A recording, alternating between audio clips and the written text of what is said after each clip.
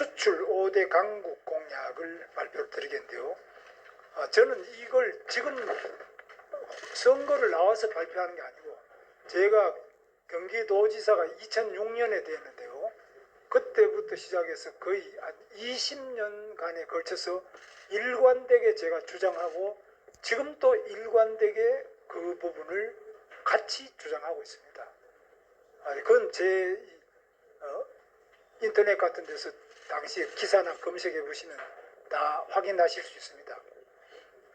그래서 우리나라는 지금 굉장히 경제적인 위기, 제로성장 시대 또는 저성장이 구조화되는 이 길목에 있기 때문에 이걸 어떻게 하면 탈출할 수 있느냐.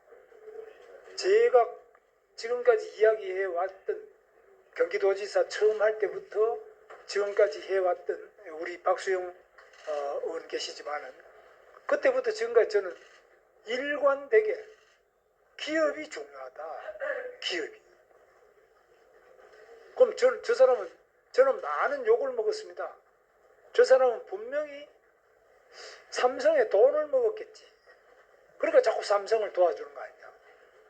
또 SK 하이닉스 이천에 있는 공연, 저게 팔당 상수원 보호구역 아닙니다. 저 이천 저기가. 그러니까 환경부도 반대하고 국토부도 반대하고 다 반대해요. 다른 지방자치단체도 왜 자꾸 경기도만 공장을 지어 다 반대하는데 제가 일관되게 밀어붙여서 지금 이천 하이닉스 그거 보시면 새로 지은 공장 그 다 재임 때 온갖 난관을 뚫고 한 겁니다. 환경부 장관 설득하고 국토부 장관 설득하고 뭐 중앙부처 대통령부터 계속해서 된 겁니다. 그리고 LG도 지금 평택 진위 오산 밑에 거기도 마찬가지로 제가 과감하게 연구단지나 농업진흥지역을 풀어서 확대해주고 그래서 제가 한 대부분의 그 일은 그때나 지금이나 변함없이 기업이 매우 중요하다. 그럼 노조하는 사람들, 저 사람들 기업 이야기 많이 해요. 기업이 있어야 노조가 있습니다. 기업이 없는데 어떻게 노조가 있습니까? 그래서 기업이 잘 돼야 노동조합의 조합은 또 늘어나죠. 기업이 문 닫고 나면 노조가 어떻게 있습니까? 너무나 간단하잖아요. 그 기업이 있어야 또 세금을 내서 약자를 돌보죠. 세금 안 내는데 어떻게 무슨 돈으로 약자를 돌봅니까? 그래서 이런 부분에서 기업을 하기 좋은 나라에 대한 지금 불행하게도 대한민국에 기업하기 가장 어려운 나라가 되고 있습니다. 온갖 규제가 많고 온갖 발목을 잡고 삼성 이재용 회장 아직 재판받고 있잖아요. 대한민국 세계에서 제일 잘 나가는 기업은 전부 재판받고 감옥 가고 이게 말이 됩니까? 그럼 범죄를 봐주자는 말이에요. 봐주자는 게 아닙니다. 그런 부분도 얼마든지 벌금도 때릴 수도 있고 또 사전에 그걸 다 찾아가지고 막을 수도 있습니다. 근데 왜 꼭 감옥에 꼭 기업인들을 다 감옥 보내야 됩니까? 그래서 지금 제가 다시 말씀드리지만 싱가포르에 지금 세계적인 기업 아시아 본부 5천여 개가 있습니다. 한국은 100개밖에 없습니다. 그럼 우리가 싱가포르보다 훨씬 큰 나라입니다. 최하 10배, 20배 큰 나라인데 왜 한국에 오지 않느냐. 우리는 바로 굉장히 큰 시장이 중국도 있고 일본도 있고 다 지정학적으로 러시아도 가깝고 최고로 좋은 위치. 미국하고도 우리가 가깝습니다. 싱가포르 얼마나 구석진 곳입니까? 거기에 제조업이 있습니까? 두뇌가 있습니까? 근데 싱가포르는 우리보다 지금 소득 수준이 2배가 넘는데 세계적인 기업이 거기는 무려 5천여 개 들어가 있는데 우리는 왜 100개밖에 없냐? 이유가 뭐냐? 고쳐야 될 거 아닙니까? 많은 분들이 한류에 열광하고 한국에 와서 기업하고 싶다고 그러지만 한국 가면 일하는 사람이 죽으면 바로 감옥 갈 준비를 해야 돼요. 그러니까 지금 이 로펌이 너무 잘 됩니다. 외국 기업들 전부 어떻게 하면 감옥 안 가는지 지금 고용노동부에서 가장 인기 있는 그 자리가 뭐냐? 산업안전본부입니다. 뭐 고용, 뭐 노사관계 이런 게 아니고 산업안전본부. 왜? 중대재해처벌법에 감옥 안 가기 위한 사장, 회장, CEO들이 전부 그 감옥 안 가기 위해서 고용노동부의 산업안전본부 경험이 있는 사람, 그런 감독관도 지금 일반 근로감독관이고 산업안전감독관인데 산업안전감독관 출신들을 스카우트합니다. 최고 고임을 주고 스카우트합니다. 그 퇴직자들. 감옥 안 가야 되니까. 물론 이제 그렇게 감옥 많이 보내면 로펌은 재미 봅니다. 노무사도 재미 봅니다. 그러나 기업은 다 도망가 버립니다. 그래서 그 암체함의 제임스 킴이라는 그 변호사가 지금 암체함 회장이에요. 암체함 회장한테 물어보세요. 외국 기업들이 가장 겁내는 게 뭐냐? 한국에 왜 안 오느냐? 감옥 안 가야 되기 때문에 감옥 갈 걱정이 있는 나라 안 옵니다. 이거는 바꿔야 됩니다. 그런데 지금 민주당에 하고 있는 게 뭡니까? 계속 이 중대재해처벌법부터 노란봉투법부터 온갖 법을 전부 감옥에 다 집어넣어야 된다. 이거는 바꿔야 안 되겠습니까? 그래서 저는 하여튼 기업을 도와가지고 투자를 더 하고 또 창업도 하고 외국 같은 기업이 국내에 들어올 수 있게 하고 외국 기업을 유치하는 데 노력을 했는데 제가 도지사를 하는 동안 지구 8바퀴 반을 돌면서 일본 기업이 우리나라 제일 많이 와 있고 일본도 자주 갔고 미국도 가서 미국 기업도 제가 많이 유치를 했고 또 유럽 기업 이런 데를 다니면서 전부 유치를 했습니다. 그럼 저 사람은 뭐 노조하던 사람이 왜 저렇게 기업을 중시하냐? 노조 지금 경기도 한국노총 경기본부 가서 물어보세요. 역대 도지사 중에 누가 가장 노조를 잘 해줬냐? 당연히 김문수입니다.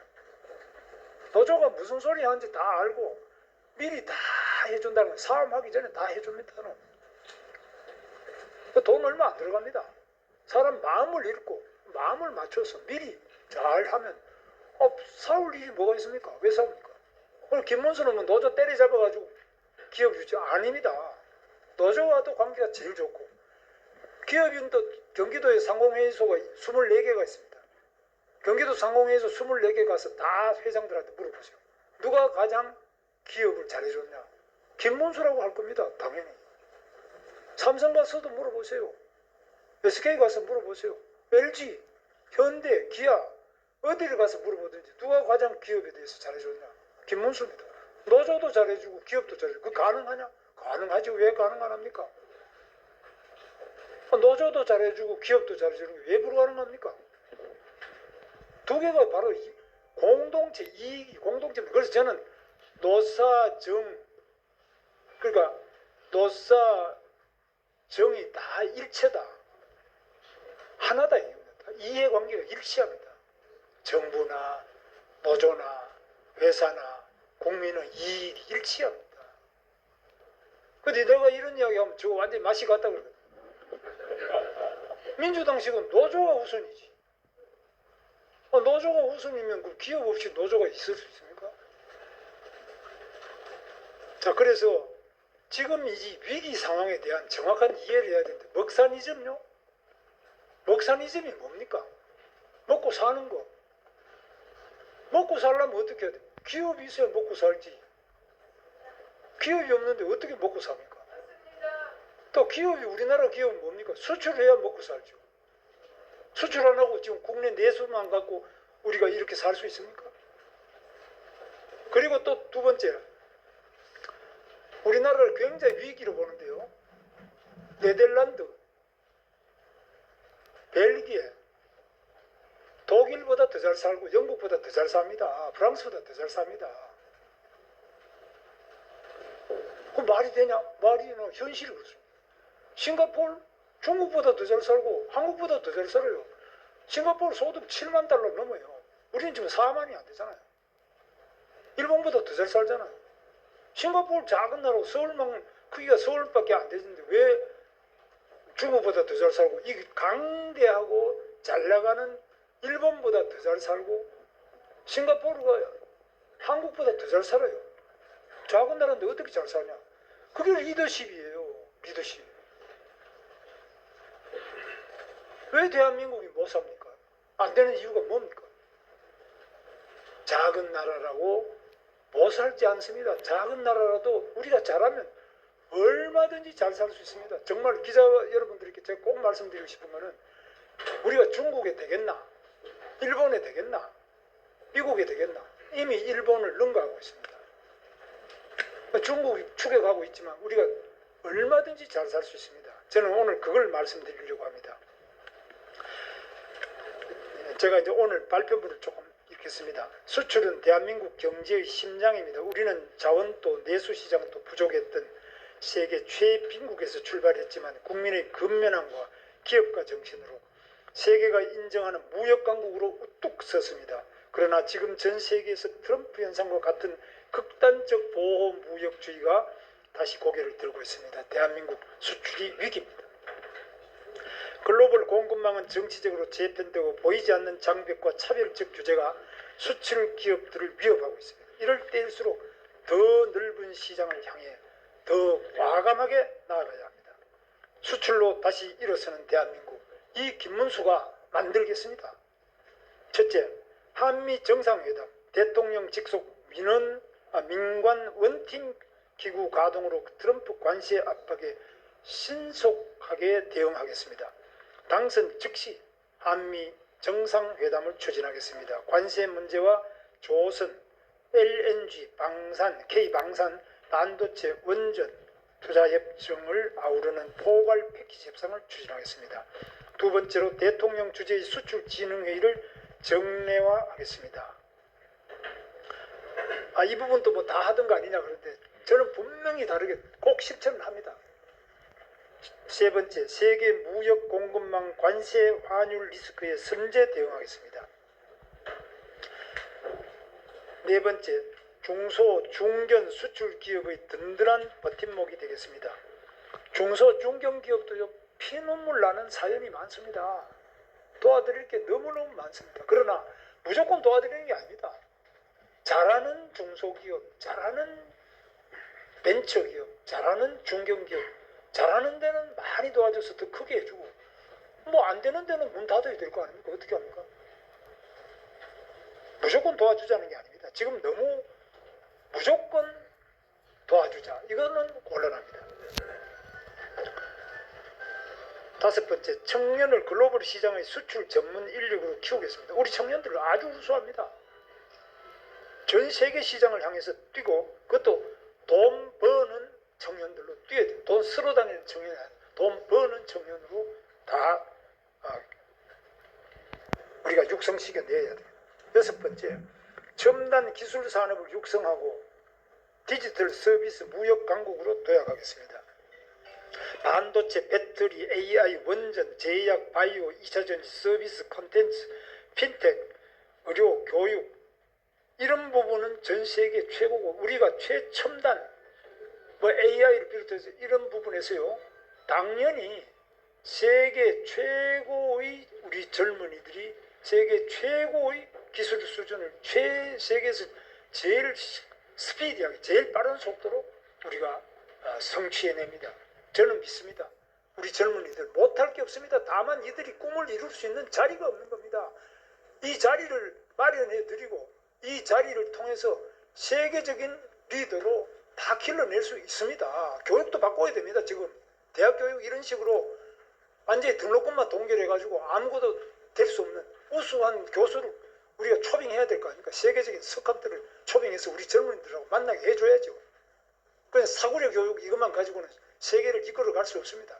세계 최첨단의 연구소와 세계 최첨단의 학교와 그리고 세계 최첨단의 R&D 센터를 만드는데 그거 가능합니다. 왜 못합니까? 박정희 대통령도 했는데 왜 지금 못한다 그럽니까? 바로 그것은 하향 평준화 때문에 안 되는 겁니다. 전부 저질화시키고 학교 공부 안 하고 그냥 다 엎드려 자고 학원 가서 공부, 이거 잘못된 거 아닙니까?